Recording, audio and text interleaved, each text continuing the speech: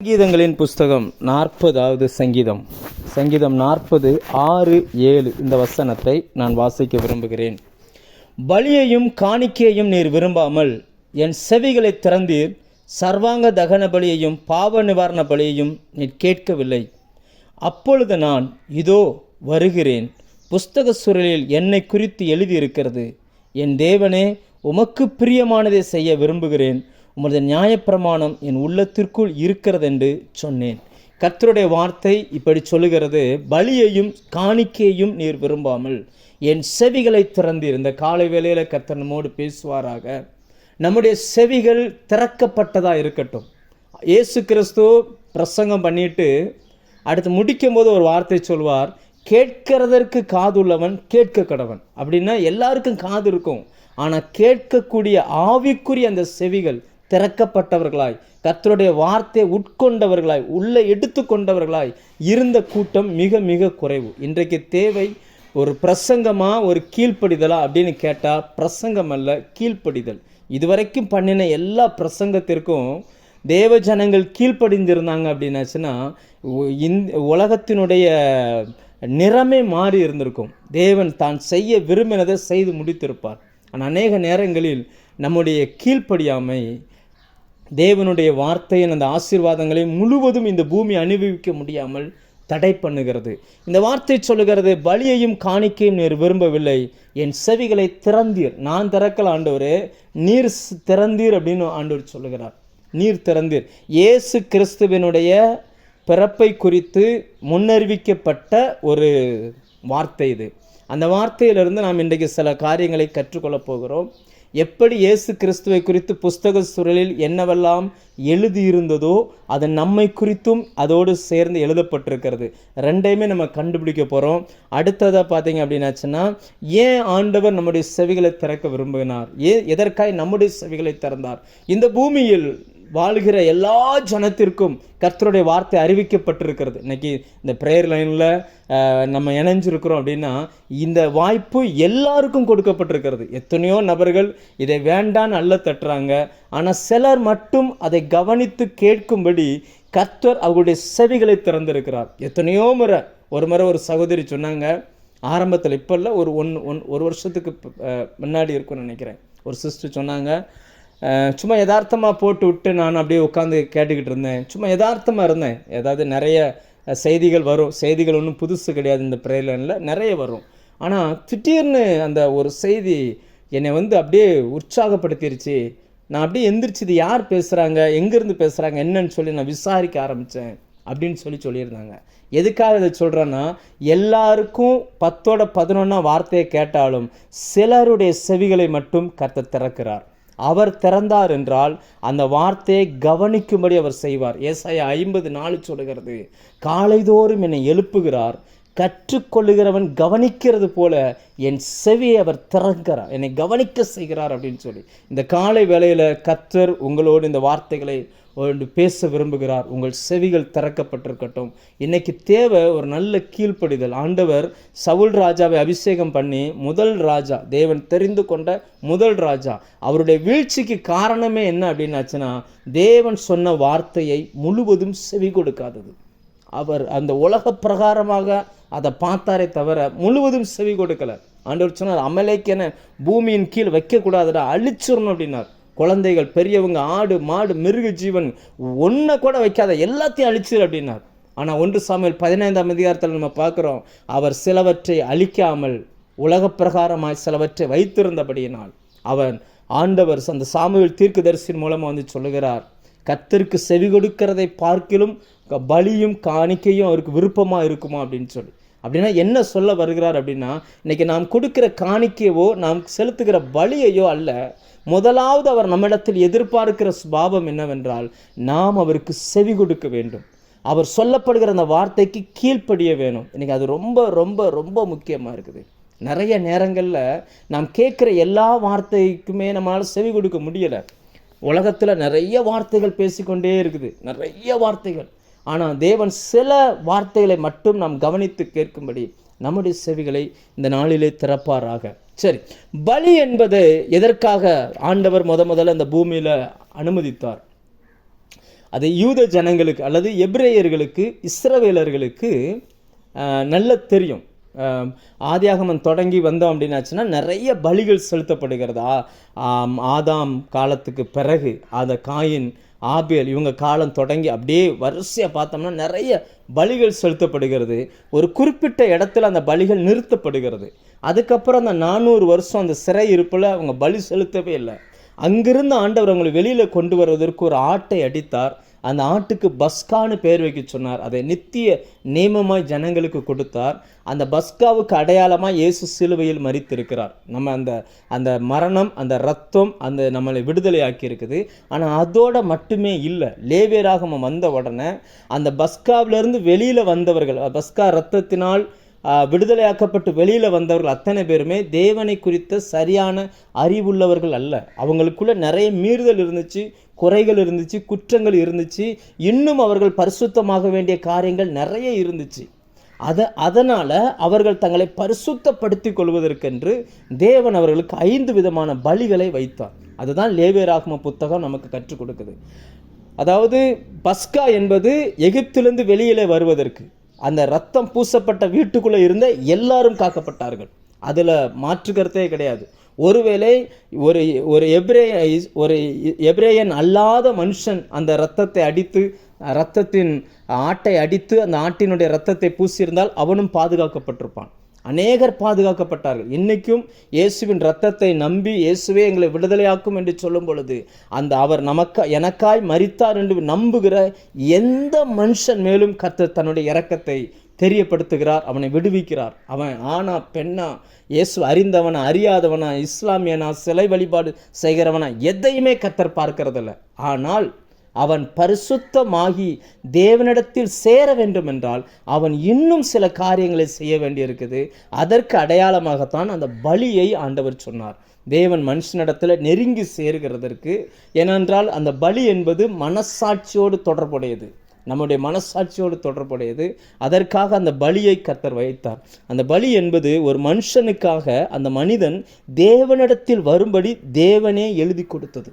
இப்படி செய்யணும். ஏன்னா அந்த ஜனங்களுக்கு ஒன்றுமே தெரியாது. அப்போ ஆண்டவர் மோசேயின் மூலமாக இப்படி செய்யணும் அப்படின்னு சொன்னார். நீங்கள் நல்லா புரிஞ்சுக்கோங்க. வெறுமனே பஸ்காவாய் மட்டுமே இயேசு மரிக்கிறதா இருந்தால் அவ்வளவு அடிகள் பட வேண்டிய அவசியம் இல்லை. அதாவது அந்த கிண்ணத்தை ரத்தத்தில் எடுக்கணும், நிலைக்காலையும் மேற்சட்டத்திலையும் தெளிக்கணும், அவ்வளோதான், முடிஞ்சு. ஆனால் இயேசு வெறுமனே அந்த ரத்தம் சிந்ததுக்கு உடம்புல ஒரு சொட்டு ரத்தம் இல்லாமல் கம்ப்ளீட்டாக வெளியில் போச்சு. அதை எதை காட்டுகிறது என்றால் அந்த பலியாய் இயேசு மாறியிருக்கிறார் என்பதை காட்டுகிறது. அப்படின்னா ஒவ்வொன்றுக்கும் ஒவ்வொரு ரூல்ஸ் அண்ட் ரெகுலேஷனை ஆண்டவர் எழுதி கொடுத்தார். நீங்கள் லேவியராகமம் 1ஆம் அதிகாரம் எடுத்தீங்கன்னா கிட்டத்தட்ட 11 ரூல்ஸ் அதில் வருது. அந்த ஒவ்வொரு பலிக்கு மட்டும், சர்வாங்க தகன பலிக்கு மட்டும் ஒன்றா வருது. அதாவது அது பழுதற்றதாக இருக்கணும், ஆணாக இருக்கணும், அதனுடைய தோல் உரிக்கப்பட்டிருக்கணும், வடதிசையில் வைத்து அது அடிக்கப்பட்டிருக்கணும், அதனுடைய தொடையும் குடலும் கழுவப்பட்டிருக்கணும், துண்டு துண்டாக வெட்டப்பட்டிருக்கணும், அது நெருப்பினால் சுடப்பட்டிருக்கணும், இந்த பலிபீடத்தின் மேல் கிடத்தப்பட்டிருக்கணும், அதனுடைய ரத்தம் பலிபீடத்தின் அடியில் ஊற்றப்பட்டிருக்கணும். இப்படி கிட்டத்தட்ட ஒரு 11 வகையான அடையாளங்கள் சொல்லப்பட்டிருக்குது. அப்போ அது எல்லாமே இயேசுவில் நிறைவேறிச்சு. கிட்டத்தட்ட அதே போல தான் அடுத்த பலி அந்த மாதிரி. அப்படி அந்த பலி என்பது தேவன் மனுஷனிடத்தில் நெருங்கி சேர்வதற்கு, அதில் இன்னும் சொன்னால் மனிதன் தேவனிடத்தில் மனதார நெருங்கி சேர்வதற்காய் வைக்கப்பட்டது. காணிக்கை என்பது அப்படி நெருங்கி சேர்வதற்காக அவன் விலை கொடுத்து ஒன்றை வாங்கி கொண்டு வந்து தேவ சந்நிதியில் வைக்கணும். அப்போ தான் அவனுக்கு இதை நான் கொடுத்தது, அந்த பலிக்காக வைக்கப்பட்ட ஒரு பொருள் அல்லது பலிக்காக வைக்கப்பட்ட ஒரு பூமிக்குரிய ஒரு பொருள், எப்படி வேணாலும் வச்சுக்கிடலாம். எபேசியர் 5:2 சொல்லுகிறது, இயேசு கிறிஸ்து தம்மை நமக்காக பலியாகவும் சுகந்த காணிக்கையாகவும் தேவனிடத்தில் செலுத்தி நம்மிடத்தில் அன்பு கூர்ந்தார். அப்போ அந்த பலியையும் காணிக்கையும் விரும்புகிறதுக்கு முன்னாடி இயேசுவினிடத்தில் ஒரு முக்கியமான ஒன்றை தேவன் விரும்பி இருக்கிறார். அது என்னவென்றால் பிதாவின் அந்த சத்தத்துக்கு செவி கொடுப்பது. அதை தான் அந்த வசனம் சொல்லுகிறது, பலியையும் காணிக்கையும் நீர் விரும்பாமல் என் செவிகளை திறந்தீர். நான் என்ன சொல்கிறேனோ அதை இந்த பூமியில் செஞ்சு முடிக்கணும். அதுதான் கீழ்ப்படிதல். இன்றைக்கி அதுதான் ரொம்ப அவசியம். நமக்கு இந்த ரெண்டும் எளிதாக செய்ய முடியும். பலி செலுத்துறதும் காணிக்கை செலுத்துறதும். அன்னைக்கு இருந்த ஜனங்களுக்கு ஆடு மாடு இந்த காணிக்கை பலி இதெல்லாம் இருந்துச்சு. இன்றைக்கி அப்படி இல்லை. காணிக்கை என்பது நம்ம மனப்பூர்வமாக கொடுக்குறோம். அதை இன்றைக்கி பணம் கொடுக்கறதுக்கு எல்லாரும் ஆயத்தம், காணிக்கை கொடுக்க எல்லாரும் ஆயத்தம். ஆனால் ஆண்டவர் விரும்புகிறது உன்னுடைய காணிக்கை அல்ல, நீ வேணும், உன் செவியை திறந்து நான் உனக்கு என்ன சொல்கிறேனோ அதை நீ செய் அப்படின்றார். இந்த காலை வேளையில் கர்த்தர் உங்களோடு கூட பேச விரும்புகிற சத்தியம் அதுதான். உனக்கு நான் என்ன சொல்கிறேனோ அதை செய். நீங்கள் நிறைய காரியங்கள் அந்த மரியாதை போல் மார்த்தாளை போல் நம்ம நிறைய காரியங்களை செய்வதற்கு பிரயாசப்படுகிறோம். ஆண்டவர் சொல்கிறார், தேவையானது ஒன்றே. மரியாள் தன்னை விட்டு எடுபடாத நல்ல பங்கை தெரிந்து கொண்டது போல தேவ சமூகத்தில் உட்கார்ந்திருந்து அவருடைய சத்தத்தை கேட்கிறவர்களை ஆண்டவர் விரும்புகிறார். ரெண்டாவதாக நம்ம இதை பார்க்குறோம். இதில் நம்ம நிறைய காரியங்களை நம்ம பார்க்கலாம். நீங்கள் 1 சாமுவேல் 15, 22, 23 எடுத்துக்கிட்டீங்க அப்படின்னாச்சுன்னா, அந்த வார்த்தையை கேட்காததனுடைய விளைவாய் ஆண்டவர் சொல்வார், இனி நான் கர்த்தர் உன்னை புறக்கணித்தார் அப்படிம்பார். அதனால் தேவனுடைய வார்த்தை ரொம்ப ரொம்ப முக்கியமானது.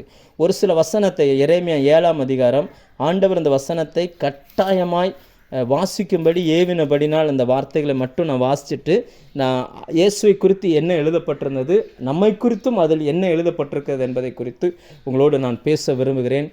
எரேமியா 7ஆம் அதிகாரம் அதனுடைய 22, 23, 24 அந்த ஜனங்களை குறித்து அவர் சொல்லுகிறார். நான் உங்கள் பிதாக்களை எகிப்து தேசத்திலிருந்து அழைத்து வந்த நாளிலே தகன பலியை குறித்தும் மற்ற பலிகளை குறித்தும் நான் அவர்களோட பேசினதையும் கட்டளையிட்டதையும் பார்க்கிலும், ஆண்டவர் சொல்கிறார், நான் அவங்ககிட்ட பலி செலுத்த சொன்னேன், கட்டளையிட்டதை பார்க்கிலும் என் வாக்குக்கு செவி கொடுங்கள், அப்பொழுது நான் உங்கள் தேவனாய் இருப்பேன், நீங்கள் என் ஜனமாய் இருப்பீர்கள்.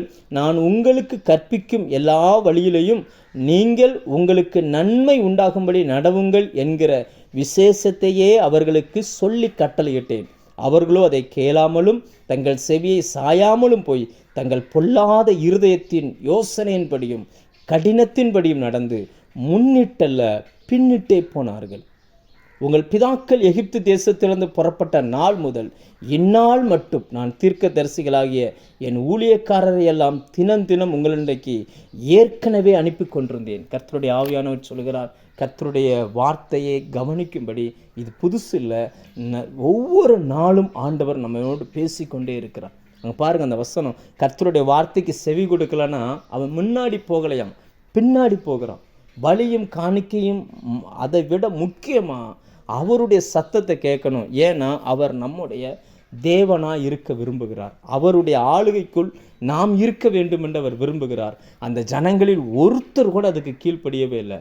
அவருக்கு கீழ்ப்படியணும். அவருடைய சத்தத்தை கேட்டால் அந்த மனுஷன் எப்படி இருப்பார் என்பதற்கு அடையாளமாய் தேவன் தன்னுடைய குமாரனாகிய இயேசுவை இந்த பூமிக்கு அனுப்பினார். அவர் இந்த பூமிக்கு வந்து அவருடைய சத்தத்தின்படி கேட்டு அவருடைய சித்தத்தை இந்த பூமியில் செய்து நமக்கு ஒரு மாதிரியை வைத்துட்டு போயிருக்கிறார். இன்னைக்கு நாம் அந்த பாதையில் நடக்க வேண்டும் என்று பரலோக தேவன் விரும்புகிறார். சரி, வேதத்திலிருந்து நான் உங்களுக்கு ஒரு 3 பாயிண்ட் நான் எழுதிட்டு வந்திருக்கிறேன். எவ்வளவு நேரம் நம்மளால் பேச முடியுமோ, எவ்வளவு சமயம் டைம் கிடைக்குதோ நம்ம அவ்வளவு பேசலாம். ஆண்டவர் இயேசுவை குறித்து எழுதப்பட்டது நம்மை குறித்தும் எழுதப்பட்டிருக்கிறது. ஒரு சில காரியங்களை மட்டும் நான் சொல்கிறேன். சங்கீதம் 138 அதனுடைய 2ஆம் வசனம், அந்த வசனம் இப்படி சொல்லுகிறது, சகல பிரஸ்தாபத்தை பார்க்கிலும் உம்முடைய வார்த்தையை நீர் மகிமைப்படுத்தி இருக்கிறீர். அந்த வார்த்தையை தேவன் மகிமைப்படுத்தி இருக்கிறார். சங்கீதம் 138 அதனுடைய 2வது வார்த்தை நான் வாசிக்கிறேன். உமது பரிசுத்த ஆலயத்துக்கு நேராக நான் பணிந்து உமது கிருபையின் நிமித்தம் உமது உண்மையின் நிமித்தமும் உமது நாமத்தை துதிப்பேன். உமது சகல பிரஸ்தாபத்தை பார்க்கிலும் உமது வார்த்தையை நீர் மகிமைப்படுத்தி இருக்கிறீர்.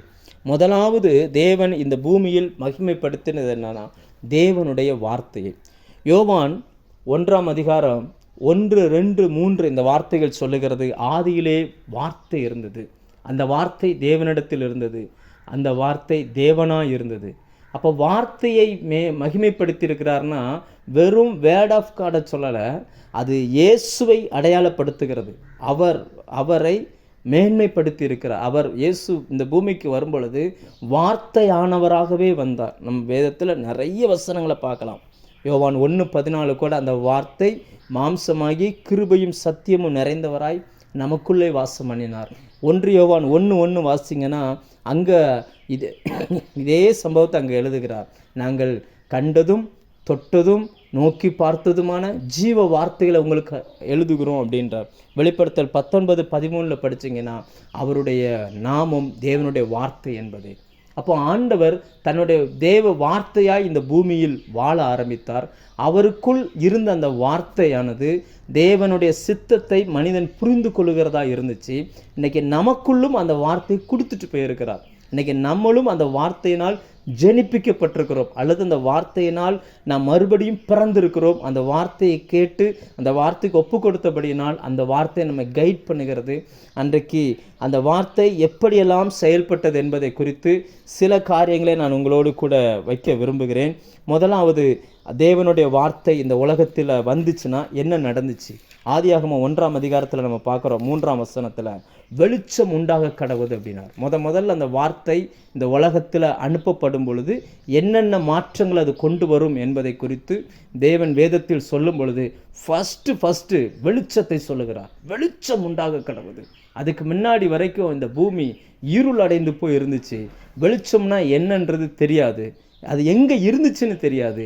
ஆனால் யோவான் 1:1ஆம் அதிகாரம் 3-4 இந்த வசனம் சொல்லுகிறது, அவருக்குள் ஜீவன் இருந்தது, அந்த ஜீவன் மனுஷருக்கு ஒளியாக இருந்துச்சு, அந்த ஒளி இருளிலே பிரகாசித்தது அப்படின்னு சொல்லி வெளிச்சம் உண்டாக கடவுதுன்னு அந்த வார்த்தை வந்த மாத்திரத்தில் முழு பூமியிலையும் இருளாக இருந்த எல்லா பகுதியிலையும் அப்படியே வெளிச்சமாயிருச்சு. அப்போ வார்த்தை வந்துச்சுன்னா முதல்ல வெளிச்சம் வரும். ஒரு மனுஷனுக்குள்ள கர்த்தருடைய வார்த்தை வந்துச்சுன்னா வெளிச்சம் வரும். இயேசு பிறந்த உடனே, அவர் ஊழியங்களுக்கு செல்ல ஆரம்பித்த உடனே வேதம் சொல்லுகிறது, இருளில் இருக்கிற ஜனங்கள் பெரிய வெளிச்சத்தை கண்டார்கள். மரண இருளின் திசையில் இருக்கிறவர்களுக்கு வெளிச்சம் உதித்தது. இன்னைக்கும் நாம் இயேசுவை ஏற்றுக்கொள்வதற்கு முன்பதாக நம்முடைய வாழ்க்கையில் இருள் இருந்துச்சு. எங்கே போகிறோன்னு தெரியலை, எப்படி வாழுகிறோன்னு தெரியலை. ஆனால் அவரை ஏற்றுக்கொண்ட உடனே நமக்குள்ள அந்த வெளிச்சம் வந்தது. அப்போ அந்த புஸ்தக சுருளில் என்ன எழுதப்பட்டிருந்துச்சு அப்படின்னா, இயேசுவினுடைய பிறப்பை குறித்து என்ன எழுதியிருந்துச்சுன்னா, அவர் வந்துட்டார்னா முதல்ல வெளிச்சம் வந்துடும், இந்த இருள் நிறைந்த இந்த உலகத்துக்கு ஒரு வெளிச்சம் வந்துடும் அப்படின்றதை குறித்து எழுதியிருந்துச்சு. இன்னைக்கு நம்மளை குறித்து என்ன எழுதியிருக்கு அப்படின்னு பார்த்தீங்கன்னா, மத்தேயு 5ஆம் அதிகாரம் 14ஆம் வசனத்தில் இயேசு சொல்கிறார், நீங்கள் உலகத்துக்கு வெளிச்சமாய் இருக்கிறீர்கள். மலையின் மேல் இருக்கிற பட்டணம் மறைந்திருக்க மாட்டாது. விளக்கை கொளுத்தி மரக்காலால் மூடி வைக்காமல் விளக்கு தண்டின் மேல் வைப்பார்கள், அப்பொழுது அது வீட்டில் உள்ள யாவருக்கும் வெளிச்சம் கொடுக்கும்.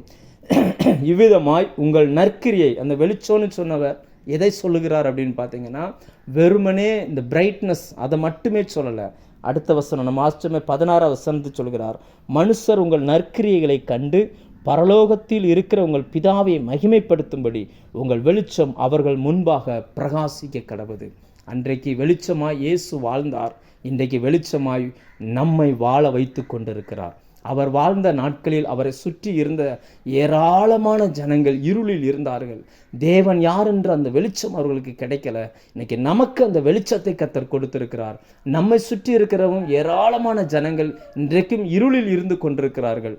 அதாவது நம்ம நினைக்கலாம், நிறைய எலக்ட்ரிசிட்டி எல்லாம் வந்துருச்சு. இன்னும் சொல்ல போனால், போன 2 வாரத்துக்கு முன்னாடி கேரளாலெல்லாம் ஒரு ரோபோ வந்து கிளாஸ் எடுக்க ஆரம்பிச்சிருச்சு. இப்போ பயங்கரமான டெவலப்மெண்ட் ஆகிட்டு இருக்குது. ஆனாலும் மனுஷனுடைய இருதயம் இன்னும் இருளாகவே இருக்கிறது. இன்னும் அந்த இருளில் ஒரு சந்தோஷம் கிடையாது, பயமும் திகிலும், அடுத்த வேலை என்ன நடக்குமோ என்கிற பயம் இருக்குது, வாழ்க்கை எப்படி போய் முடியுமோன்ற பயம் இருக்குது, எதிர்காலத்தை குறித்த ஒரு நிச்சயம் இல்லை, சரீரத்தை குறித்த ஒரு தெளிவான ஒரு பார்வை இல்லை, பரலோகத்தை குறித்த சந்தோஷத்தை குறித்த ஒரு சரியான வெளிப்பாடுகள் இன்னைக்கு இல்லை. அநேகருக்குள்ள அந்த இருள் உள்ளுக்குள்ளே இருக்குது. அநேகர் கிறிஸ்துவ மதத்தில் வாழ்கிறார்கள், அநேகர் மாறி இருக்கிறாங்க, இயேசுவினிடத்தில் வந்திருக்கிறாங்க, ஒரு சட்டையை கலட்டிட்டு இன்னொரு சட்டையை போட்டிருப்பது போல, ஆனால் உள்ளுக்குள் எந்த மாற்றமும் இல்லாமல் இருக்கிறாங்க. வெளிச்சம் என்பது அப்படி அல்ல. வெளிச்சம் உள்ளுக்குள்ளே வந்துருச்சுன்னா இருள் அங்கே இருக்க முடியாது. டோட்டல் டிஃப்ரெண்ட், டோட்டல் வித்தியாசம். அப்படிப்பட்டதான ஒரு மாற்றத்தை கர்த்தர் வைத்திருக்கிறார். இந்த காலை வேளையில் கர்த்தர் உங்களோடு பேசுகிற சத்தியம் என்னவென்றால், உங்களையும் அதே போல் வெளிச்சமாக கர்த்தர் வைத்திருக்கிறார். ஒருவேளை நம்மகிட்ட சரீரத்தில் பலன் இல்லாமல் இருக்கலாம், நல்ல பேச்சு திறமை இல்லாமல் இருக்கலாம், நல்ல சரீர ஆக்டிவிட்டீஸ் இல்லாமல் இருக்கலாம், மனிதர்களோடு பழகுவதற்கான வாய்ப்புகள் இல்லாமல் இருக்கலாம், நல்ல சந்தர்ப்பங்கள் நமக்கு அமையாமல் போகலாம், நல்ல சுகம் இல்லாமல் போகலாம். ஆனால் ஒன்றை புரிந்து கொள்ளுங்கள், உங்களுக்குள்ள கர்த்தர் ஒரு வெளிச்சத்தை வைத்திருக்கிறார். அந்த வெளிச்சம் இருளில் இருக்கிற ஜனங்களுக்கு தேவை. அந்த வெளிச்சத்தை நோக்கி ஜனங்கள் வருவார்கள். வேதத்தில் நம்ம அதுக்கு சரியான உதாரணம் யோவான் ஸ்நானகனை குறித்து இயேசு சொல்லும்போதே சொன்னார், யோவான் எரிந்து பிரகாசிக்கிற விளக்காய் இருந்தான் அப்படின்னு சொல்லி. அந்த விளக்கு சும்மா இருக்கிறதுல பிரயோஜனம் இல்லை, அது எரிந்து பிரகாசிக்கணும். அதனுடைய வெளிச்சத்தின் இடத்துக்கு அநேகர் வந்தார்கள். வசனத்தில் அவர் யோவான் ஸ்நானகனை குறித்து சொல்லும் பொழுது, வனாந்தரத்தில் கூப்பிடுகிறவனுடைய சத்தம். வனாந்தரத்தில் இருக்கிறார். வனாந்தரத்தில் அவருக்குள்ள அந்த வெளிச்சம் இருந்தபடினால அரண்மனையிலிருந்து பட்டணங்களிலிருந்து அநேக ராஜாக்கள் போனாங்க. ஏசாயா 60 நம்ம பார்க்குறோம், உதிக்கிற உன் ஒளியின் இடத்துக்கு ராஜாக்கள் வருவார்கள்.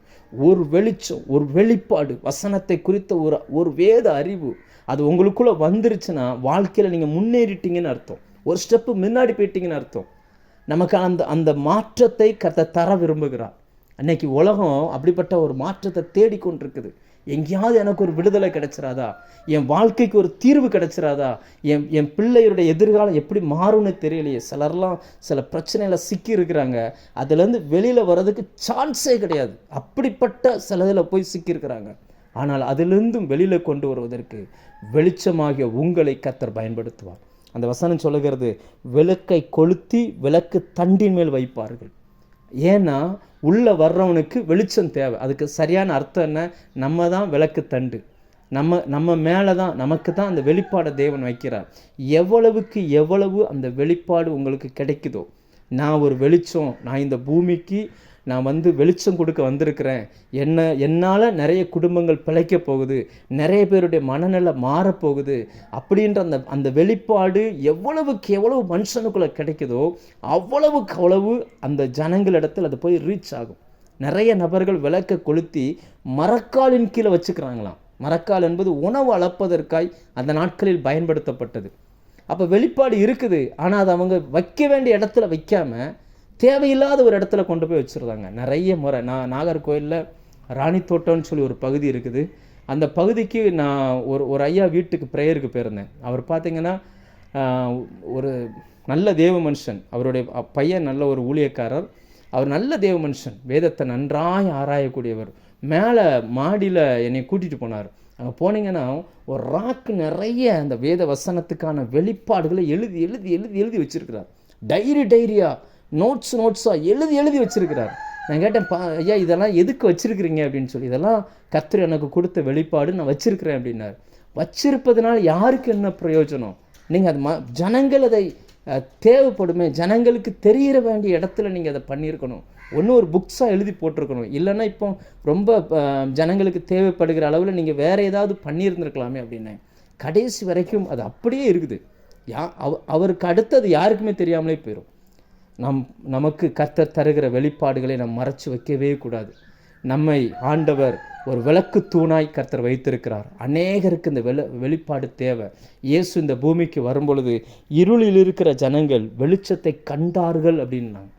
இன்றைக்கி பாருங்கள், அந்த புஸ்தக சூழலில் என்ன எழுதப்பட்டிருந்துச்சுன்னா, வெளிச்சம் உண்டாக கடவுது. அது இயேசுவுக்கு ஒரு அடையாளம். அந்த வார்த்தை வந்துச்சுன்னா என்ன நடக்கும் அப்படின்றதுக்கு அடையாளம் ஆதியாகமம் 1 வரக்கூடிய சில சம்பவங்கள். அப்படி வெளிச்சம் வந்துச்சு. ரெண்டாவது தேவனால் அனுப்பப்பட்ட அந்த வார்த்தை ரெண்டாவது என்ன பண்ணுச்சு அப்படின்னாச்சுன்னா, நமக்கு தெரியும் இல்லையா, ஆதியாகமம் 1:6 வரைக்கும் பார்த்தீங்கன்னா தண்ணீரையும் வெட்டாந்தரையும் தனியாக பிரிக்குது. பாதி தண்ணியை வானத்துக்கு கொண்டு போகுது, வெட்டாந்தரையின் தண்ணியை அந்த பிரிவை உண்டு பண்ணுகிறது. அந்த வேறு பிரிக்கப்பட்ட ஒன்றை சொல்லுகிறது. முதலாவது, நீங்களும் நானும் வெளிச்சமாய் வாழ வேண்டுமென்று ஆண்டவர் ஆசைப்பட்டார். ரெண்டாவது, வெளிச்சமாக வாழ்ந்தால் மட்டும் போதாது, நமக்குள்ளே வேறு பிரிக்கப்பட்ட ஒரு வாழ்க்கை இருக்கணும். நாம் 10-11 சேர்ந்து இருக்கிறவர்கள் அல்ல. நம்முடைய சிந்தனை வேற, பேச்சு வேற, எண்ணம் வேற. தேவன் நம்மை அவருக்கென்று தெரிந்தெடுத்தார், வெளிச்சத்தின் பிள்ளைகளாய் அவருக்கென்று வாழ்வதற்கு. நீங்கள் பிலிப்பியர் 2:15 வாசித்து பாருங்கள். கோணலும் மாறுபாடும் உள்ள சந்ததியின் நடுவில் குற்றமற்றவர்களாய் நடந்து கொள்ளுங்கள். அப்போஸ்தலர் 2ஆம் அதிகாரம் அதனுடைய 40ஆம் வசனத்தில் ஜனங்கள் கேட்குறாங்க, நாங்கள் என்ன செய்யணும்னு சொல்லி. அப்போ மாறுபாடான சந்ததியின் நடுவில் இருந்து நீங்கள் பிரிந்து, அதாவது மனம் திரும்புதலுக்கேற்ற ஞானஸ்தானத்தை எடுத்துக்கொள்ளுங்க, மாறுபாடான சந்ததி விட்டு பிரிந்து வாழுங்க அப்படின்னு சொல்லி ஆலோசனை கொடுக்கப்படுகிறது. இன்றைக்கி இந்த இடத்துல தான் நிறைய பேர் இடறி போகிறாங்க. உலகத்தோடு ஒத்து போகிறது, உலகத்தின் சூழ்நிலையோடு ஒத்து போகிறது. நம்ம உலகத்தில் வாழலாம், ஆனால் உலகத்தான் அல்ல. உலகத்தில் இருக்கலாம், நாம் உலகத்தான் அல்ல. இந்த உலகத்தோடு ஜீவிப்பதற்கு இந்த உலகத்துக்கும் நமக்கும் ஒரு சம்பந்தமும் இல்லை. ஆண்டவர் வேறு பிரித்திருக்கிறார். தண்ணீர் வேற, வெட்டாந்தர வேறையாய் தேவன் பிரித்திருக்கிறார். அதே போல் அந்த வார்த்தை வந்துச்சுன்னா அப்படி பிரிக்கும், நமக்குள்ளேயும் அப்படிப்பட்ட மாறுபாடை கொண்டு வரும். எனக்கு நினைவு தெரிஞ்ச நாளில் இருந்து நான் விக்கிரகங்களை வழிபட்டே பழகின ஆள். ஆனால் அந்த வார்த்தை எனக்குள்ளே வந்த மாத்திரத்தில் எனக்குள்ளே இருந்து ஏதோ ஒன்று என்னை விட்டு வெளியில் போயிடுச்சு. நானே விரும்பினாலும் என்னை அந்த பக்கம் போக முடியாது. நானே விரும்பினா கூட அந்த பழைய மாதிரி எதுவுமே செய்ய முடியலை. ஏன்னா அது இப்போ எனக்குள்ளே இல்லை. அதுலேருந்து என்னை தேவன் வேறு பிரித்து கொண்டு வந்துட்டார். அந்த வார்த்தை வர்றதுக்கு முன்னாடி வரைக்கும் எனக்கு அந்த வித்தியாசமே தெரியல. எல்லாம் ஒன்று தான். இன்றைக்கி உலகத்தான் சொல்கிறேன், எல்லாம் ஒன்று தான் அப்படின்றோம். எல்லாம் ஒன்று தான். எப்படி இருந்தால் என்னங்க, எல்லாம் ஒன்று தான், எல்லாம் சாமி தான் அப்படின்னு. எல்லாம் சாமி இல்லை, எல்லாம் ஒன்று இல்லை. அதை நாம் நன்றாய் விளங்கி கொள்ள வேண்டும். நீங்கள் வேலை செய்கிற இடத்துல உங்களை சுற்றி இருக்கிற எல்லாருக்கும் இந்த வெளிச்சம் உங்கள் மூலமாய் வரணும். நான் நிறைய முறை இதே லைனில் சொல்லியிருக்கிறேன், மறுபடியும் சொல்கிறேன். நீங்கள் மட்டும் சரியான நபராய், வெளிச்சம் பெற்ற நபராக இருப்பீங்கன்னா, உங்கள் முன்னாடி நீங்கள் அந்த இடத்துல வேலை செய்கிறீங்க, இல்லைன்னா அந்த இடத்துல கிராஸ் பண்ணுறீங்க, அந்த இடத்துல இருக்கிறீங்க அப்படின்னாச்சுன்னா கெட்ட வார்த்தை கூட ஜனங்கள் பேச மாட்டாங்க. அப்படி பேசுகிறது கூட அந்த ஒரு விதமான அச்சத்தோடு அவங்க இருப்பாங்க. ஏன் அப்படின்னா உங்களுக்குள்ளே இருக்கிற அந்த வெளிச்சம் வந்தாலே இருளில் வாழுகிறவர்களுக்கு ஒரு பயம் வரும். இந்த பள்ளி பாச்சான் இதெல்லாம் பாருங்கள், இருட்டில் தான் எப்போவுமே வாழும். வீட்டுக்குள்ளே போய் லைட்டை போட்டோன்னா அந்த பள்ளியெல்லாம் ஓடி போகும், பாச்சான் எல்லாம் ஓடி போய் ஒளிஞ்சுக்கிடும். அதே போல் இருளில் இருக்கிற ஜனங்களுக்கு ஒரு வெளிச்சம் தேவை. ரெண்டாவது, அந்த வார்த்தை வந்துச்சுன்னா அதை நம்ம வேறுபாட்டுக்கு நேராய் கொண்டு போகும். அதை பிலிப்பியர் 2ஆம் அதிகாரத்துலையும் பார்க்குறோம், அப்போஸ்தலர் 20ஆம் அதிகாரத்துலையும் பார்க்குறோம். அதாவது அது மாம்சம் ஆவி ரெண்டுக்கும் நிறைய வித்தியாசம். மூன்றாவதாய் அந்த வார்த்தை வந்துச்சுன்னா என்ன நடக்கும்? புஸ்தக சொல்லி என்ன எழுதப்பட்டிருக்கு அப்படின்னாச்சுன்னா, ஆதியாகமம் 1:11 நீங்கள் வாசிங்கன்னா 13ஆம் வசனம் வரைக்கும், விதை தரும் மரங்கள் முளைத்தது, ஒன்றும் இல்லாமையில் இருந்து எல்லாமே முளைத்தது. இன்றைக்கி நீங்களும் நானும் ஒன்றும் இல்லாமையில் இருந்து தான் நம்ம வந்திருக்கிறோம். கர்த்தர் ஒன்றுமே முளைக்க முடியாத இடத்துல சிலரை முளைக்க பண்ணியிருக்கிறார். வாய்ப்பே இல்லாத இடத்துல சிலரை உருவாக்கி இருக்கிறார். சங்கீதம் 92:12 சொல்லுகிறது, நீதிமான் பனையை போல் செழிப்பான் அப்படின்னு சொல்லி. நீதிமான், அந்த பனைன்றது நம்முடைய அந்த டேட்ஸ், அந்த பேரிச்ச மரத்தை குறிக்கக்கூடிய வார்த்தை. அது எபிரேயத்தில் டேட்ஸ்ன்னு தான் இருக்குது. ஆனால் தமிழில் மொழிபெயர்க்கும்போது இங்கே பேரிச்ச மரம் அந்த காலத்தில் கிடையாது. அதனால் அதை அடையாளப்படுத்துறதுக்காக அந்த மூல மரங்களின் அந்த வரிசையில் இருந்ததுனால இந்த மரத்தை அதில் எழுதிட்டாங்க. ஆனால் ஆக்சுவலாக அது பேரிச்ச மரத்தை அடையாளப்படுத்தக்கூடிய இது மூல பாஷையில் அப்படி தான் இருக்குது. தாமார்ன்ற வார்த்தை தான் இருக்குது. தாமார்னா பேரிச்ச மரம். எதுவுமே முளைக்காத இடத்துல அது முளைக்கும். எந்த சூழ்நிலையிலையும் தாங்கி நிற்கும் அது. கர்த்தர் நம்மையும் அப்படி தான் பார்க்கிறார். அந்த வெளிச்சம் வந்துச்சுன்னா ஒன்றுமே முளைக்காத இடத்துல அது முளைக்கிறது போல், யாருமே நின்று சைன் பண்ண முடியாத இடத்துல கர்த்தர் நம்மை நிற்க பண்ணுவார். அநேக நேரங்களில் சிலர் சொல்லுவாங்க, எனக்கு அமைஞ்சது போல் கஷ்டமான வாழ்க்கை வேறு யாருக்கு அமைஞ்சிருக்காது அப்படின்னு சொல்லி. சில நேரங்களில் மனிதர்கள் சொல்லுவாங்க, சிலர்கிட்டலாம் சொல்லியிருப்பாங்க, ஒருவேளை இந்த லைனில் இருக்கிறவங்க, என்னவோ பரவாயில்ல, நீயா இருக்கும் சமாளிச்சிட்ட இந்த குடும்பத்தில், இந்த கணவன்கிட்ட, இந்த பிள்ளைகிட்ட, இந்த வேலையில், இந்த நெருக்கத்தில், இந்த கடனில், உன் இடத்துல வேறு யாராக இருந்தால் ஒன்று செத்துருப்பாங்க, இல்லைன்னா விட்டுட்டு ஓடிருப்பாங்க. இப்படிலாம் சொல்லுவாங்க, இப்படிலாம் சொல்லியிருப்பாங்க. ஏன்னா தேவனுடைய வார்த்தை வந்துச்சுன்னா ஒன்றும் இல்லாத இடத்திலும் கூட முளைக்க ஆரம்பிக்கும், ஜீவன் வர ஆரம்பிக்கும். தேவன் நம்மை ஒன்றும் இல்லாமையிலிருந்து அழைத்தார். எல்லாவற்றையும் இல்லாத, ஒன்றும் இல்லாவிட்டாலுமே எல்லாம் இருக்கிறது போல நம்மை கர்த்தர் அழைத்திருக்கிறார். நம்மை குறித்தும் வேதம் அப்படிதான் சொல்லுகிறது. ஒன்றுமே இல்லாதது போல இருக்கும், ஆனால் நீங்கள் போனீங்கன்னா எல்லாமே நடந்துடும். ஆண்டவர் சீசர்களை பார்த்து கேட்டார், ஒன்றுமில்லாமல் அனுப்பினே, ஏதாவது குறை இருந்துச்சா அப்படின்னு. ஒன்று கூட குறை இல்லை. நான்காவதாக ஆண்டவருடைய வார்த்தை அந்த புஸ்தக சுருளில் என்ன எழுதப்பட்டிருக்கிறது? அதே ஆதியாகமம் 1 அதிகாரம் 21, 22, 23 இதை வாசிச்சிங்க அப்படின்னாச்சுன்னா மன்னிக்கவும் 1 அதிகாரம் 14 19 அதிகாரம் வரைக்கும் சுடர்களை ஆண்டவர் படைக்கிறார். வானத்து நட்சத்திரங்கள், சுடர்கள், அதே போல் சந்திரன், இவைகள்லாம் எதற்காய் படைக்கப்பட்டதுன்னு அந்த வசனம் சொல்லுகிறதுனா காலங்களுக்காகவும் அடையாளங்களுக்காகவும் படைக்கப்பட்டது. நீங்களும் நானும் காலங்களும் அடையாளங்களுமா நம்ம இருக்கிறோம். தானியேல் 12:3 வாசித்து பார்த்தீங்கன்னா, அநேகரை நீதிக்குட்படுத்துகிறவர்கள் ஆகாய மண்டலத்தில் உள்ள சூரியனைப் போல பிரகாசிப்பார்கள். கர்த்தருடைய கரத்தில் இருக்கிற நட்சத்திரங்கள் கர்த்தருடைய ஊழியக்காரர்கள். நம்மை தேவன் நட்சத்திரமாய் கர்த்தர் பார்த்திருக்கிறார். இயேசுவின் பிறப்பை அடையாளப்படுத்துவதற்கு ஒரு நட்சத்திரம் அந்த ஞானிகளுக்கு வழிகாட்டினது போல நம்மை சுற்றி இருக்கிற அநேக ஞானிகள் இருக்கிறார்கள். இந்த உலகத்தில் படித்தவர்கள், இந்த உலகத்தில் நன்றாய் ஆராய்ச்சி பண்ணுகிறவர்கள், இந்த உலகத்தை நன்றாய் அறிந்த ஞானிகள் இருக்கிறாங்க. ஆனால் அவங்களுக்கு ஒன்றும் தெரியாது, இயேசு எப்படிப்பட்டவர்னு தெரியாது. அவரை காட்டுவதற்கு உங்களையும் என்னையும் வாழுகிற நட்சத்திரமாய் கர்த்தர் வைத்திருக்கிறார். அந்த நட்சத்திரம் எங்கே போனதோ அங்கே அவர் இருந்த அந்த வீட்டின் மேலே நின்னது போல உங்களை பின்பற்றுகிறவர்கள் இயேசுவை பார்ப்பார்கள். கர்த்தர் இந்த வார்த்தையை மறுபடியும் அழுத்தமாக சொல்ல சொன்னார்.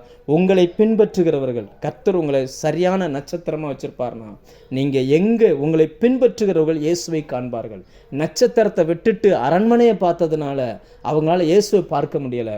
மறுபடியும் அந்த நட்சத்திரத்தை பார்த்ததுனால இயேசு இருந்த அந்த வீட்டில் அந்த நட்சத்திரம் போய் அவங்களை சரியாய் கைட் பண்ணுது. இன்றைக்கி அநேக ஞானிகளை கைட் பண்ணும்படி கர்த்தர் உங்களை என்னையும் கர்த்தர் வைத்திருக்கிறார். புஸ்தக சுருளில் நம்மளை குறித்து எழுதியிருக்குங்க. ஞானிகளை வெட்கப்படுத்த தேவன் பைத்தியமான நம்மை தேவன் தெரிந்து கொண்டார். உள்ளவர்களை வெட்கப்படுத்த ஒன்றுமில்லாதவர்களை தேவன் தெரிந்து கொண்டார். கர்த்தர் எப்படி இயேசுவை குறித்தும் எழுதப்பட்டிருக்கிறதோ அதே போல் நம்மை குறித்தும் எழுதப்பட்டிருக்கிறது. அடுத்ததாக நீங்கள் பார்த்தீங்க அப்படின்னாச்சுன்னா ஆதியாகமம் 1, 21, 22, 23 இவள் சொல்லுகிறது உயிர் பெருகுகிறது. அதாவது பறவைகள், மீன்கள், தண்ணீரில் வாழும் உயிரினங்கள் இப்போ தான் ஜீவன் வர ஆரம்பிக்கிறது. நம்மை கொண்டும் இந்த பூமியில் கர்த்தர் ஜீவனை வைத்திருக்கிறார். யோவான் 10:10 நம்ம வாசிக்கிறோம். திருடன் திருடவும் கொல்லவும் அழிக்கவும் வருகிறானே அன்றி வேறொன்றுக்கும் வரான், நானோ அவைகளுக்கு ஜீவன் உண்டா இருக்கவும் அந்த ஜீவன் பரிபூர்ணப்படவும் வந்தேன் அப்படின்னா. இன்னைக்கு பேதுரு எழுதுகிறார், அவர் மூளைக்கல்லாகிய அவர் மேல் ஜீவனுள்ள கற்களாய் கட்டப்பட்டு நாம் வந்து கொண்டிருக்கிறோம். இன்னைக்கு அவர் ஜீவன் உள்ளவர் என்பதற்கு இந்த பூமியில் தேவனை போன்ற ஒரு வாழ்க்கை வாழுகிறது தான் அந்த ஜீவன் அப்படின்ற அந்த வார்த்தை வந்து குறிப்பிடுகிறது. அவர் எப்படி பரிசுத்தர், அவர் எப்படி நீதி உள்ளவர், அவர் எப்படி இரக்கம் உள்ளவர், அவர் எப்படி அன்புள்ளவர், அவர் எப்படி பாவத்தை வெறுத்து பாவியை நேசிக்கிறார் என்பதற்கு அடையாளமாய் நம்மை இந்த பூமியில் கர்த்தர் வைத்திருக்கிறார். அவருக்கான ரோல் மாடல் நம்மை பார்க்கிறவர்கள் இயேசுவை பார்க்கணும். நம்மை குறித்தும் புஸ்தக சுருளில் எழுதப்பட்டிருக்கிறது. இயேசு இந்த பூமிக்கு வர்றதுக்கு முன்னாடி இதெல்லாம் சொன்னார். நான் என்னை குறித்து எழுதப்பட்டிருக்குது, அதை நிறைவேற்ற வாரேன்னு சொல்லி. இன்றைக்கி நம்மை குறித்தும் எழுதப்பட்டிருக்கிறது. நாம் இதை நிறைவேற்றுகிறோமா என்பதை தான் இந்த நாளில் நாம் சிந்தித்து பார்க்கணும். அடுத்ததா 6வதா அதே ஆதியாகமம் 1 அதிகாரம் 24 31 வரைக்கும் பார்த்தீங்கன்னா அங்கே மனுஷன் படைக்கப்பட்டது எழுதப்பட்டிருக்கிறது. முதல்ல மனுஷனை படைக்கலை, முதல்ல மிருகங்களை எழுதப்பட்டிருக்கிறது. பறவைகளுக்கு அடுத்ததாக காட்டு மிருகம், ஃபஸ்ட்டு வந்து நாட்டு மிருகம், காட்டு மிருகம், ஊரும் பிராணி, இவைகளை படைச்சிட்டு கடைசியாக மனுஷனை படைத்தான். இது எதை காட்டுகிறது என்றால் அப்போஸ்தலர் 10 அதிகாரத்தில் 9 to 16 வரைக்கும் ஒரு சம்பவம் எழுதப்பட்டிருக்குது. அந்த பேதுரு மேல் வீட்டில் போய் ஜெபம் பண்ணுகிறார். நல்ல பசி நேரம், மத்தியான நேரம், நல்ல பசியில் இருக்கும் பொழுது தேவன் ஒரு தரிசனத்தை காட்டுகிறார். வானத்தில் இருந்து ஒரு பெரிய கூடு இறங்கி வருகிறது. அந்த கூட்டுக்குள்ளே நிறைய மிருகங்கள், பறவைகள், ஊரும் பிராணிகள் எல்லாம் இருக்குது. இந்த மனுஷன் நினைக்கிறான் அதெல்லாம் தீட்டு உள்ளதுன்னு. ஆண்டவர் சொல்கிறார் அடித்து புசி. அவர் சொல்கிறார் இல்லை அது தீட்டு உள்ளது அப்படின்னு சொல்லி. அப்போ தேவன் சொல்லுகிற வார்த்தை என்னன்னா, நான் பரிசுத்தமாக்கினதை, நான் சுத்தமாக்கினதை நீ தீட்டாக எண்ணாது. அப்படின்னா என்ன சொல்லுகிறார்? இந்த வேத பகுதியை செய்திக்காக ஆயத்தமாக்கும் பொழுது ஆவியானவர் கற்றுக் கொடுத்தது என்னன்னா, முதலாவது எப்படி பறவைகள், மிருகங்கள், ஊரும் பிராணிகள் இருந்துச்சோ, ஒரு மனுஷன் இயேசுவினிடத்தில் வர்றதுக்கு முன்னாடி வரைக்கும் அவனுக்குள்ள இந்த மிருகங்களின் சுபாவங்கள், அந்த தீட்டான பறவைகளின் சுபாவங்கள், ஊரும் பிராணிகளின் சுபாவங்கள் அந்த மனுஷனுக்குள்ள இருக்கும். அவன் இயேசுவினிடத்தில் வந்த பிறகு, அந்த வெளிச்சத்தினிடத்தில் வந்த பிறகு, அந்த வேறுபாட்டின் வாழ்க்கைக்குள் அவன் வந்த பிறகு, ஒன்றுமில்லாமையில் இருந்து நடத்துகிற அந்த வாழ்க்கைக்குள் அவன் வந்த பிறகு, அநேகருக்கு ஒரு அடையாளமான அந்த நட்சத்திரங்களின் வாழ்க்கைக்குள் அவன் வந்த பிறகு, ஜீவனை கொடுக்கிற அந்த வாழ்க்கைக்குள் அவன் வந்த பிறகு, அவனுக்குள்ள இருக்கக்கூடிய அந்த மிருகத்தின் சுபாவம், பறவையின் சுபாவம், ஊரும் பிராணிகளின் சுபாவம் கம்ப்ளீட்டாக வெளியில் போயிடும். ஏனென்றால் அது எவ்வளவு கெடுதியாக இருந்துச்சோ எல்லாற்றையும் சுபாவத்தை மாற்றி நன்மைக்கு ஏதுவாய் மாற்றுகிற தேவ வெளிச்சம் அந்த மனுஷனுக்குள்ளே வந்து விடுகிறது. எப்படி இயேசுவை குறித்து இவைகள் எழுதப்பட்டிருந்ததோ, அதாவது மிருகங்கள், பறவைகள், ஊரும் பிராணிகளை போன்ற வாழ்ந்த மனிதர்களை அவர் தேவன் விரும்புகிற அந்த மனிதனாய் மாற்றினது எப்படியோ, அப்படியே நம்மை கொண்டு இந்த பூமியில் இருக்கக்கூடிய மிருக சுபாவமுள்ள மனிதர்கள், தேவன் வெறுக்கிற சுபாவமுள்ள மனிதர்களை தேவன் விரும்புகிற சுபாவமுள்ள மனிதர்களாய் மாற்றுவதற்கு உங்களை குறித்தும் என்னை குறித்தும் அவைகள் எழுதப்பட்டிருக்கிறது. அதனால தான் அதுக்கு வேணும்னா என்னன்னா, தேவ சத்தம் நமக்குள்ளே கேட்கணும். தினந்தோறும் எந்திரிச்சு, ஆண்டவரே நான் என்ன பண்ணணும் அப்படின்னு கேளுங்க. இன்னைக்கு யாரையாவது நான் சந்திக்கணும் ஆண்டவரே, எனக்கு ஏதாவது ஒரு வேலை கொடுங்கன்னு கேளுங்க. எதையாவது மனிதனை சந்திப்பதற்கு கர்த்தர் வழி திறப்பார். கண்டிப்பாக நாம் யாரையாவது சந்திப்போம். அவர்களுக்கு நம்ம இயேசுவை சொல்வதற்கு நமக்கு உதவி செய்யும். அவருடைய சத்தத்தை கேட்டிங்கன்னா அவர் உங்களை சரியாக கைட் பண்ணுவார். நான் உனக்கு போதித்து நீ நடக்க வேண்டிய வழியை நான் உனக்கு காண்பிப்பேன். உன் மேலே என் கண்ணை வைத்து ஆலோசனை சொல்வேன் கர்த்தர் சொல்லியிருக்கிறார். ஒரு நாளும் சொன்ன சொல்லை மாற்றாதவர், அவர் நம்பிக்கைக்குரியவர், அவர் நம்மை நடத்த முடியும். ரெண்டாவதாக நம்ம ஃபஸ்ட்டு பார்த்தோம், வார்த்தையை அவர் மகிமைப்படுத்தி இருக்கிறார். அந்த வார்த்தை வந்துச்சுன்னா என்ன நடக்கும்? ஒரு 6 சம்பவங்களை நம்ம பார்த்தோம். அந்த வார்த்தை வந்துச்சுன்னா அந்த உலகத்தில் எப்படிப்பட்ட மாற்றம் நடக்குமோ அதே போல் அந்த வார்த்தையை நமக்குள்ளே கொடுத்துருக்கிறார். அந்த வார்த்தை நமக்குள்ளே வந்ததுனால நம்மை சுற்றிலும் இப்படிப்பட்ட மாற்றங்கள் நடக்கும்படி தான் கர்த்தர் நம்ம கொண்டு வந்திருக்கிறார். ரெண்டாவதாக அவரை குறித்து என்ன எழுதப்பட்டிருந்துச்சு? ஆதியாகமம் 3:15 நம்ம பார்க்குறோம். அந்த ஸ்திரியை, அந்த சர்ப்பத்தை பார்த்து ஆண்டவர் சொல்வார். அந்த வசனத்தை நான் வாசிக்கிறேன். ஆதியாகமம் 3:15, உனக்கும் ஸ்திரிக்கும் உன் வித்துக்கும் அவர் வித்துக்கும் பகை உண்டாக்குவேன், அவர் உன் தலையை நசுக்குவார், நீ அவர் குதிங்காலை நசுக்குவாய் என்றார். ரெண்டாவதாக இயேசு கிறிஸ்துவை குறித்து சொல்லப்பட்ட அந்த புஸ்தகத்தில் சொல்லப்பட்ட வார்த்தை, அவர் ஸ்திரியின் வித்தாய் வெளிப்படுவார். யாரால் இந்த பூமிக்கு ஆபத்து வந்ததோ, யாரால் அந்த ஆசீர்வாதம் இழந்ததோ அதே பெண்களை கொண்டு, அந்த ஸ்திரீ என்பது வெறும் லேடிஸை குறிக்கிற வார்த்தை மட்டும் கிடையாது. பரிசுத்த வேதத்தில் ஸ்திரீ என்பது சபையை குறிக்கிற வார்த்தை. அதாவது ஆண்டவர் அந்த ஸ்திரியின் வித்தாய் வெளிப்பட்டார். எப்படி அந்த ஏவாளுக்குள் பரிசுத்த ஆவியினால் கர்ப்பவதியாக்கப்பட்டு அவருக்குள்ளே இருந்த அந்த ரத்தம், ஏன்னா நம்ம மேக்சிமம் இந்த லைனில் இருக்கிறவங்க நிறைய பேர் நர்ஸாக மெடிக்கல் சம்மந்தப்பட்டது படிச்சிருப்பீங்க. ஒரு ஆணும் பெண்ணும் இணைந்து ஒரு குழந்தை உருவாகும் பொழுது இந்த ஆணினுடைய அந்த உயிரணுக்கள் அந்த இரத்தத்தை உற்பத்தி பண்ணுகிறது. அப்போது இந்த பூமியில் பிறக்கிற எல்லாருக்குள்ளும் அந்த பாவம் இருந்துச்சு. அதனால் ஒரு ஆணும் பெண்ணும் இணைந்து ஒரு குழந்தை பிறந்துச்சுன்னா பிறக்கும் போதே அந்த குழந்தை பாவ மாம்சத்தின் தான் பிறக்குது. அதனால தான் இயேசு பிறக்கும் பொழுது பரிசுத்த ஆவியினால் அந்த ஸ்திரியின் வயிற்றில் உருவாக்கப்பட்டார். அந்த ஸ்திரியின் வித்தாய் அவர் வெளிப்பட்டார். இன்றைக்கி நீங்களும் நானுமே ஸ்திரியின் வித்தை போல தான் நாம் இருக்கிறோம். நாம் ஒரு காலத்தில் இயேசுவை அறியாமல் வாழ்ந்தோம். ஆனால் நம்மை ஆண்டவர் அழைத்து கொண்டு வந்து பரிசுத்த ஆவியானவர் எப்படி மரியாளுடைய கற்பத்துக்குள்ளே இயேசுவை கொடுத்தாரோ, நாம் வாழுகிற இடங்களில் இருக்கிற சபைகளில் நம்மை கர்த்தர் கொண்டு வந்து அந்த சபையில் வைத்தார். அப்போஸ்தலர் 2ஆம் அதிகாரம் கடைசி வசனம் சொல்லுகிறது, ரட்சிக்கப்படுகிறவர்களை கர்த்தர் அனுதினமும் சபையிலே சேர்த்து கொண்டே வந்தார். நாம் விரும்பலை இப்படியெல்லாம் வரணும், இப்படியெல்லாம் மாறணும், இப்படியெல்லாம் செய்யணும்னு நாம் விரும்பலை. ஆனால் கர்த்தர் நம்மை பரிசுத்த ஆவியானவர் இந்த பூமியில் எத்தனை பேர் வாழ்ந்தாலும் நம்மை கரெக்டாக செயல்படுத்தி நம்மை கரெக்டாக கொண்டு வந்து இங்கே வச்சிருக்கிறார். இன்றைக்கி இந்த இணைப்பில் நீங்கள் இணைஞ்சிருக்கிறீங்க, இந்த ஊழியத்தில் இணைஞ்சிருக்கிறீங்க, நீங்கள் இருக்கிற சபையில் நீங்கள் இருக்கிறீங்கன்னா நீங்கள் விருப்பப்பட்டு போகலை, கர்த்தரே உங்களை விருப்பப்பட்டு அங்கே கொண்டு போயிருக்கிறார். ஒருவேளை ஒரு 15-20 வருஷம் ஆயிருக்குன்னு வச்சுக்கிடுவோம், இப்படி வச்சுக்கிடுவோம். நீங்கள் அந்த நாட்டுக்கு போய் 20 வருஷம் தான் ஆச்சு அப்படின்னா உங்களை பொறுத்த வரைக்கும் தான் அது 20 வருஷம். தேவனை பொறுத்த வரைக்கும் அதுக்காகத்தான் உங்களை படிக்க வச்சார், அதுக்காகத்தான் உங்களுக்கான நண்பர்களை சரி பண்ணினார். அதற்காக எத்தனையோ பேர் முட்டி முயற்சி பண்ணியும் நடக்காத ஒன்றை உங்களை நடக்க வச்சார். சிலர்லாம் அங்கே போய் தான் நீங்கள் ரட்சிக்கப்பட்டிருக்கிறீங்க.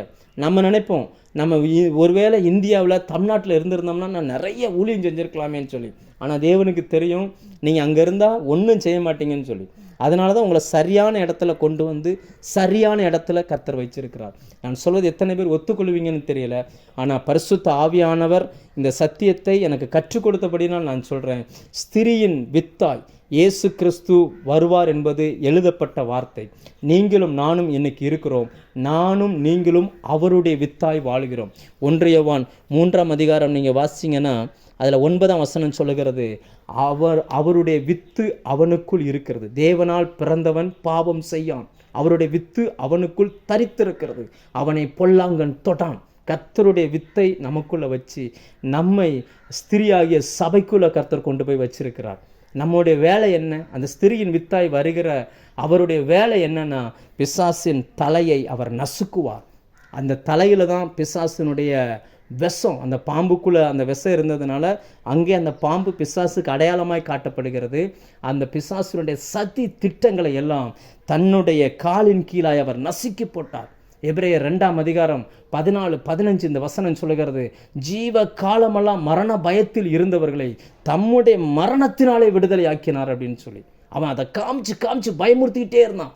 ஒரு வியாதி வந்த உடனே, ஐயோ இந்த வியாதி வந்தால் நீ பிழைக்க முடியாது, மரணம் தான், அப்படி பயமுறுத்திக்கிட்டே இருந்தான். ஆனால் தேவ பிள்ளைகள் இயேசுவை ஏற்றுக்கொண்டு வந்த பிறகு இந்த மரணம்லாம் ஒன்றுமே செய்யாது அப்படின்னு சொல்லி அந்த அநேகர் அந்த மரணத்துக்கு சவால் விடுகிறவர்களாய் மாறி போனார்கள். அந்த பிசாசினுடைய அந்த தலை நசுக்கப்பட்டது. ஸ்திரியின் வித்தாய் அவர் வருவார். அவர் வந்து பிசாசின் தலையை நசுக்குவார் என்பது எழுதப்பட்ட வேத வசனமாக இருந்தது. அதே போல் இன்றைக்கு ஸ்திரியாகிய சபைக்குள்ள அவருடைய வித்தை சுமக்கிற மனிதர்களாய் நம்மை கொண்டு போய் கர்த்தர் வைத்திருக்கிறார். நமக்கும் அந்த வேலையை தான் கொடுத்திருக்கிறார். பிசாசு உங்கள் குடும்பத்தில், உங்கள் ஊழியத்தில், உங்கள் பிஸ்னஸில், உங்கள் பிள்ளைகளுடைய வாழ்க்கையில், உங்கள் சரீர வாழ்க்கையில் என்னென்ன சதித்திட்டம் வச்சிருக்கிறானோ எல்லாவற்றையும் மிதித்து நசுக்கக்கூடிய இடத்துல கர்த்தர் உங்களை வைத்திருக்கிறார். ரோமர் 16:20 சொல்லுகிறது, சமாதானத்தின் தேவன் தாமே சாத்தானை உங்கள் காலின் கீழ் நசுக்கி போடுவாராக. கர்த்தர் அதை செய்வாருங்க. கர்த்தர் அதை செய்வார்.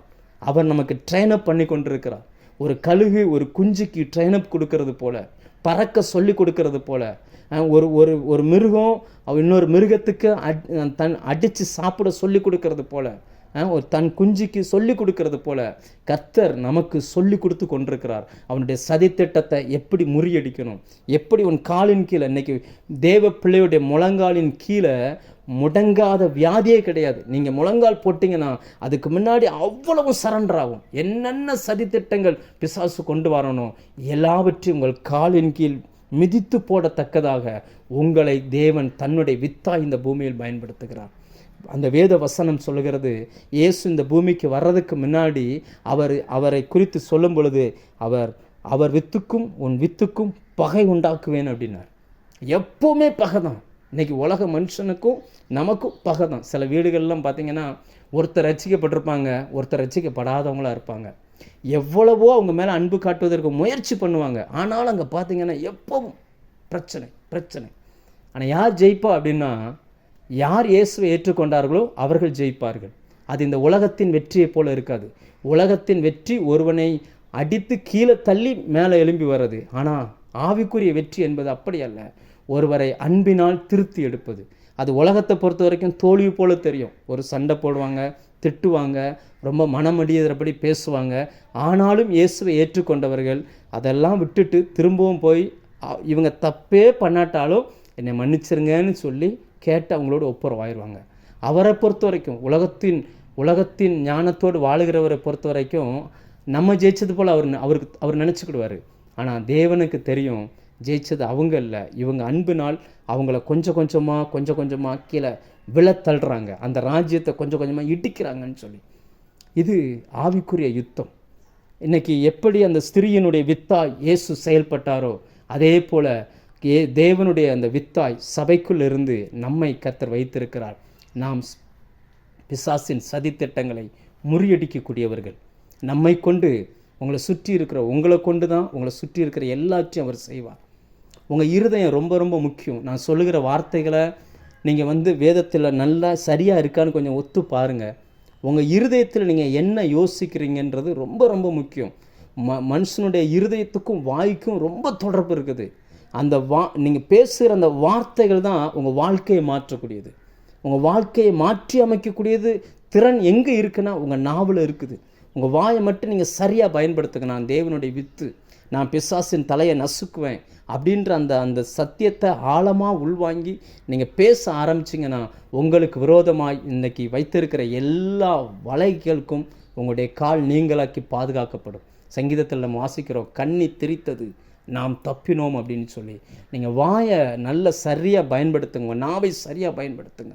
இந்த நாவை யாக்கோபு எழுதுகிறார், சிறிய அவயவமாக இருந்தும் இந்த நாக்கு சின்ன அவயவமாக 3:5 நம்ம பார்க்குறோம். நாவை பாருங்கள், சிறிய அவயவம் அப்படின்றார். சிறிய நெருப்பு எவ்வளோ பெரிய காட்டை கொளுத்துகிறது. தீயை கொளுத்தி போடும்பொழுது நெருப்புக்கு தெரியாது. சிலர் சொல்லுவாங்க, நான் சும்மாலே சொன்னேன் அப்படிம்பாங்க. சும்மா சொன்னாலும் வார்த்தை தன்னுடைய வேலையை காமிச்சிரும்.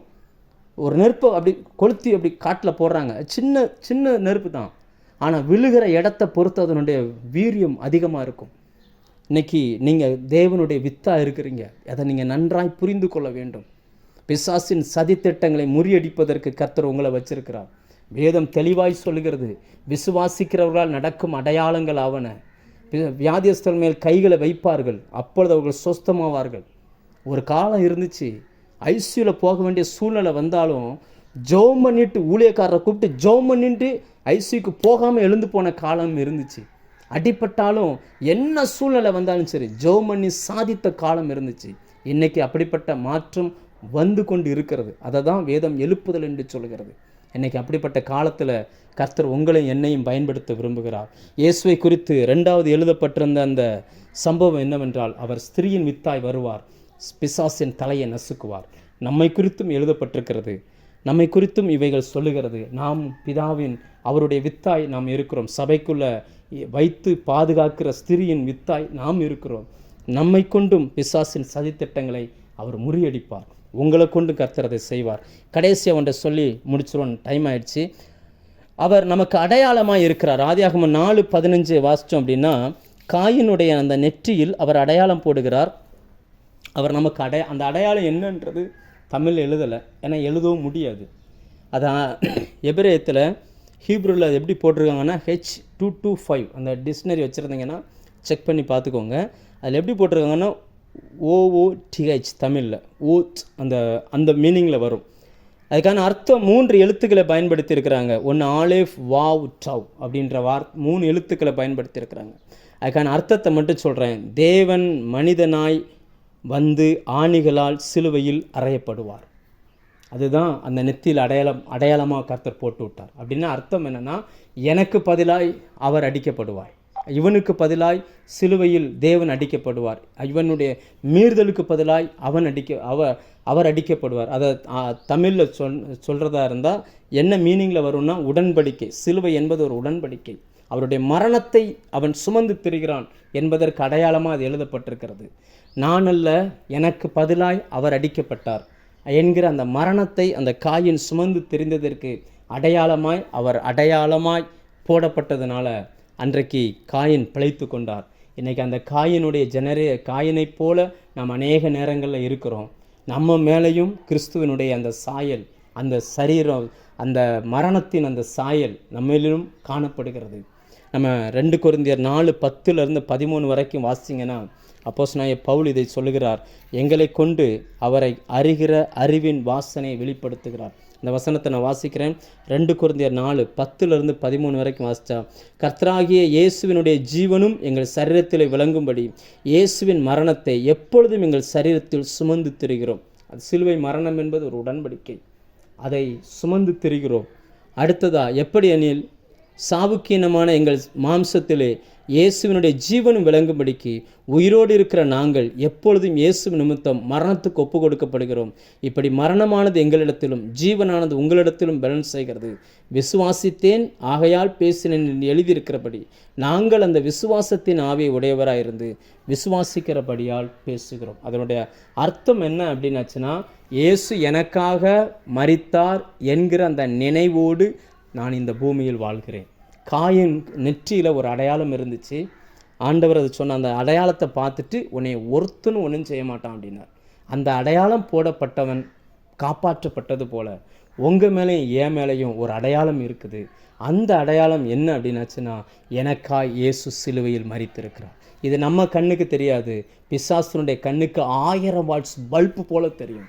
அதனால தான் பொல்லாங்க நம்மளை தொட முடியாது. அவனுக்கு நம்மளை பார்த்தாலே அவனுடைய கண்கள் கூச ஆரம்பிச்சிடும். ஏனென்றால் அந்த அடையாளமாய் இயேசு இன்னைக்கு வாழ்கிறார். நீங்களும் நானும் இந்த பூமியில் அப்படிப்பட்ட ஒரு அடையாளமாக இருக்கிறோம்.